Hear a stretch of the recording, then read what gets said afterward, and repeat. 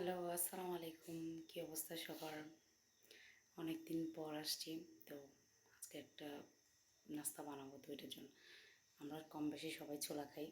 তো ছোলা তো হচ্ছে বিভিন্ন ধরনের বানাই, মানে বিভিন্নভাবে বানাই।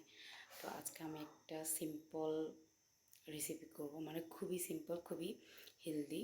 এটা হচ্ছে খুবই হেলদি খাবার, কোনো মশলা দিব না, কিছু দিব না, জাস্ট এমনি।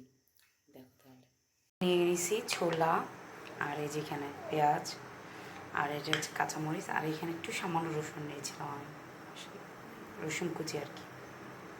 তেল দিয়ে দিচ্ছি কড়াইতে। এরপর হচ্ছে এই যে পেঁয়াজ কাঁচামরিচ যে কেটে রাখছে ওগুলো দিব। দেখো আজকে ছোলা বানাচ্ছি, আর এক পাশে দেখো এই যে রং চা বানাবো। এরপর দেবো একটু হলুদ, এরপর দিয়েছি স্বাদ মতো লবণ, সামান্য পরিমাণ হচ্ছে জিরার গুঁড়া, ধনে গুঁড়া মিক্সড এটা।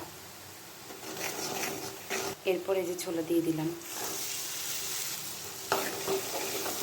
ভালো করে নাড়তে হবে।